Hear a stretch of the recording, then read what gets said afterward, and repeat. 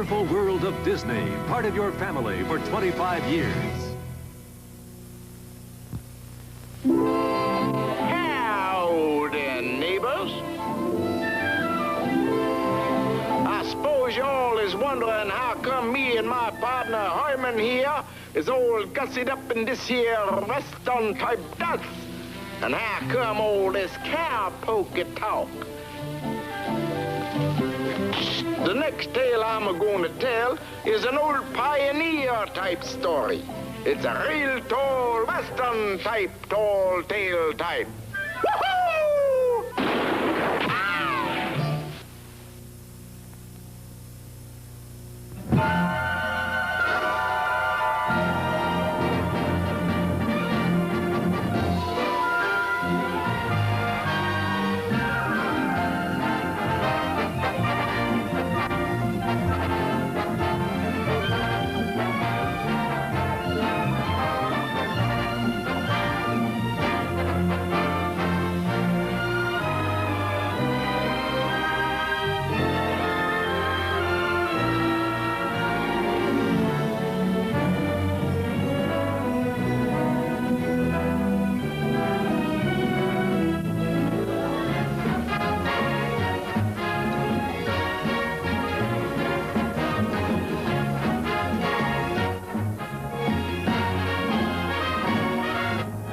Wonderful world of Disney.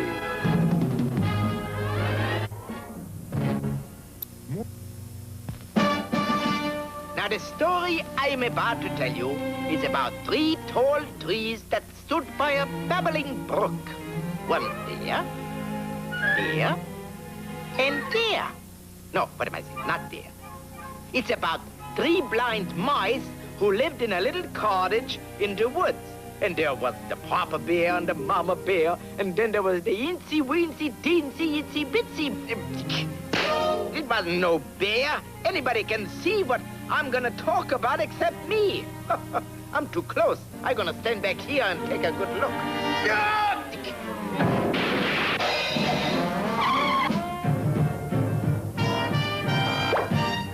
Anyway, before I start, I want you to meet my assistant. Herman, say hello to our audience. Ah! Ooh, my foot! Herman, you little nut, you! Out, out, out, out, out! You're fired, discharged. From now on, I will do my own assisting. Ooh, boy. What's that sniffling going on? Herman. Oh, Herman. Ooh, I hurt its little feelings. Oh, come on. I was only joking, Herman. You can have your old job back. But, Herman, you have to forgive me. Sometimes I'm just an old foodie-doody. All right. Now, put the book up here. Here, let me help you. In books of American folklore, there are many legendary characters. These characters all went in for doing big things. Take a character like Herman. He was the... Herman, what are you doing in there? You're supposed to be helping me. All right. Anyhow, this is Pecos Bill. All right, Herman, turn the page. Little Pecos Bill was raised by a wolf. And when he grew up, he became famous for doing big things, like digging the Rio Grande. Then there was the fame of Johnny Appleseed, who plowed and planted apple trees from Ohio all the way out to the western frontier. And Casey Jones, the fabulous king of the railroad engineer.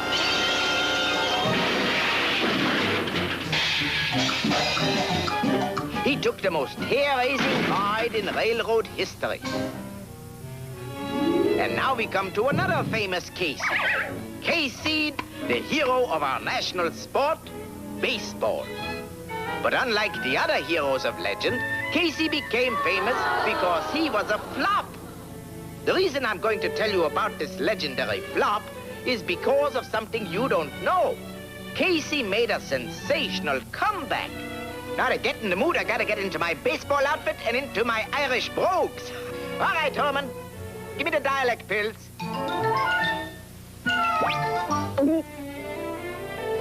Ah, that's a very good. Oh, la, yes, that's a very good. Herman, you give me a long peel. Ah. Oh, that's better. Sure, in Bigara, that's better. Now we got it.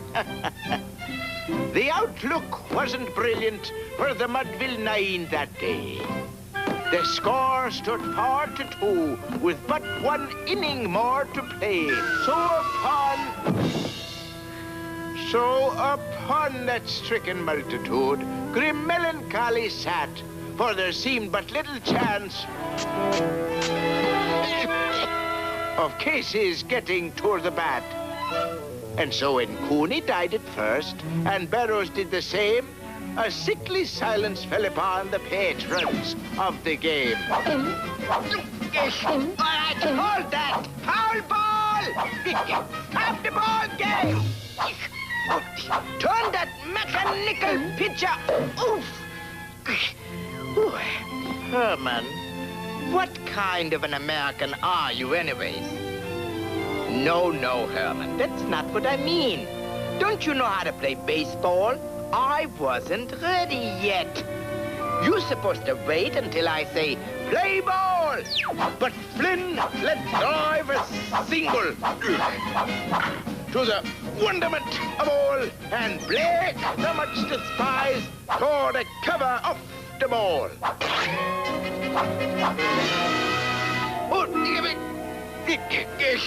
And when the dust had lifted, and they saw what had occurred, there was Jimmy safe at second, and Flynn a hugging third. Hey! Then from the gladdened multitude went up a joyous yell.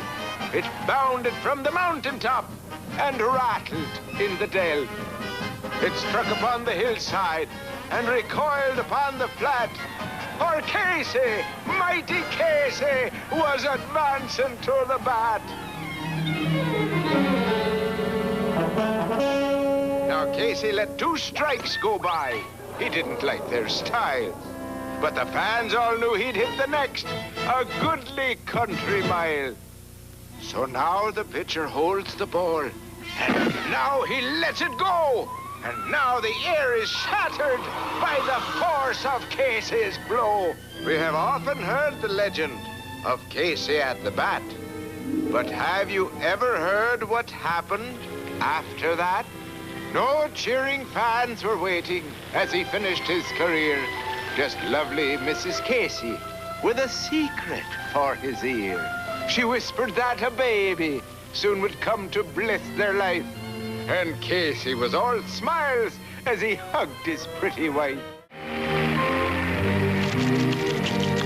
The pitcher, growing nervous, was aware of Patsy's fame. But suddenly, mighty Patsy was taken from the game. The crowd was in a dither as the girls in horror sat, until Colleen said, "It's Daddy coming up to bat." Casey knew it wasn't cricket, but they had to win this game. And when the first strike sailed by, he had his wig to blame. Patsy tried to intervene. He heeded not her plea. The second strike found Casey overcome with modesty.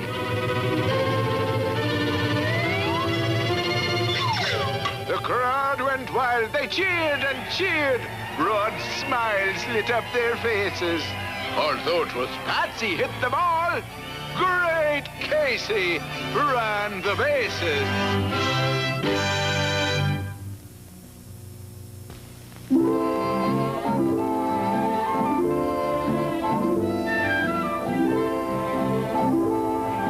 Howdy, neighbors. I suppose you all is wondering how come me and my partner Hyman here is all gussied up in this here Western type dust. And how come all this cowpokey talk?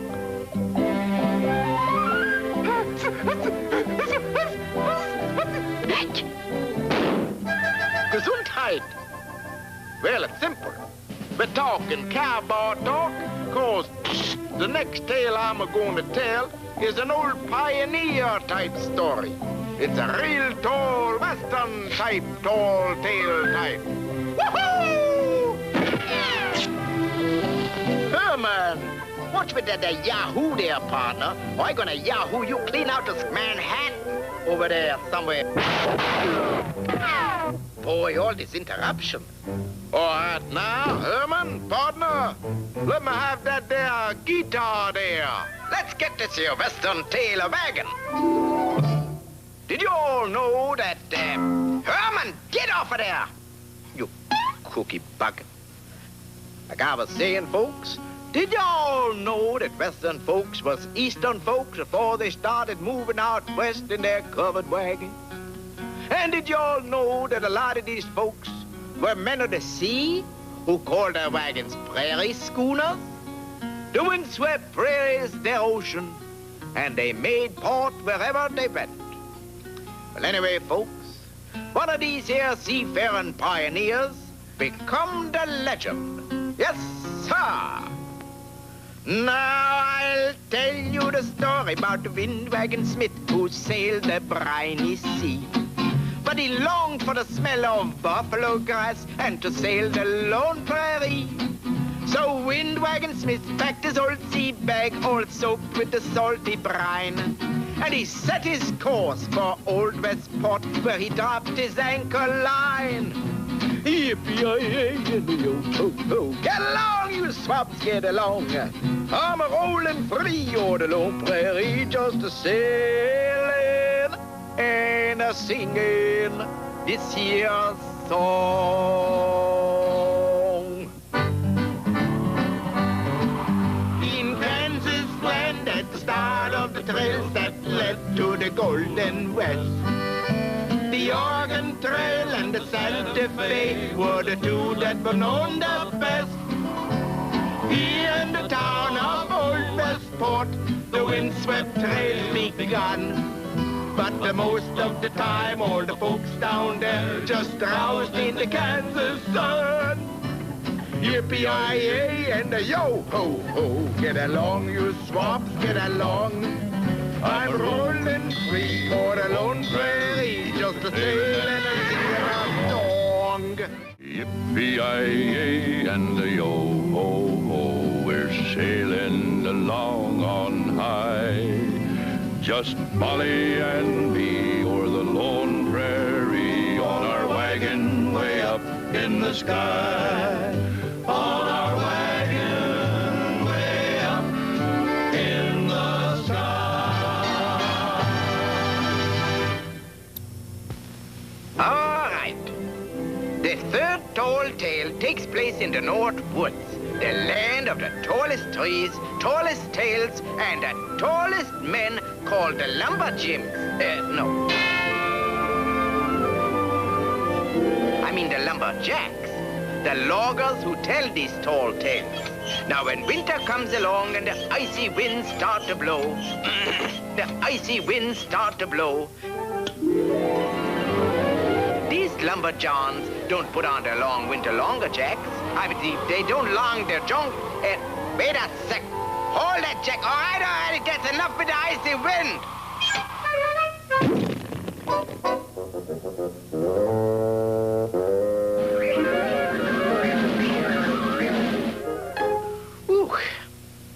Anyway, these big husky lumberjacks don't stand around in the cold building snowmen and throwing snowballs.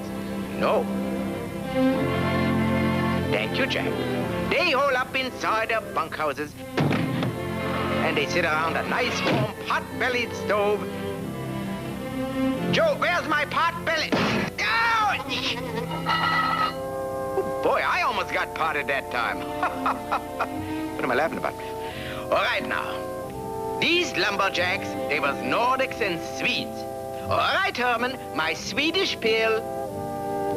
Oh, by Jiminy, that was good. Well, as I was saying, yes, sir, jumpin' Jiminy and all that talk.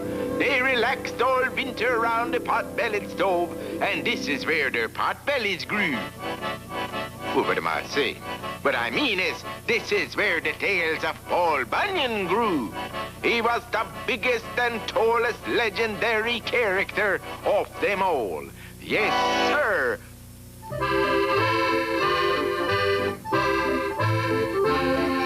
They gathered round a pot-bellied stove away from the wind and the cold.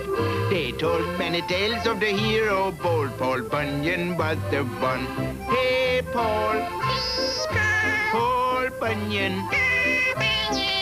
The more they talked, the more he grew, till he grew as high as the buzzards flew. Hey, Paul. Paul Bunyan. North America was a great big land with a great big job to be done. A job that needed a great big man. Paul Bunyan was the one. Yes, sir, as you can see, Paul and Babe become real buddies. Just like me and little Herman here. Isn't that right, Herman? Herman? Answer me, what are you doing?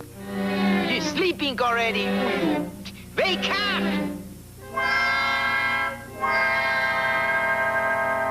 Anyway, if you think Paul and Babe did some big things up to now, wait till you hear what Short Gunderson has to tell. I'm river foreman of a timber camp near the Oregon Trail.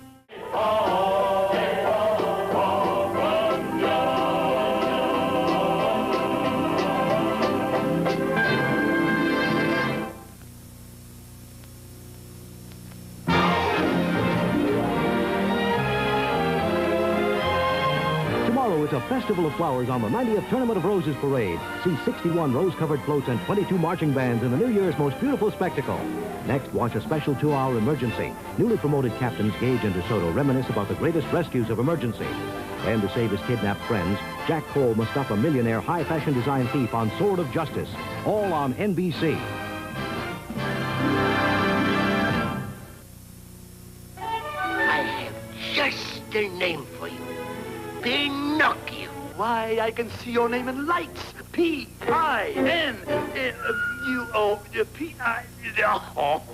The one and only Pinocchio. Makes no difference who you are.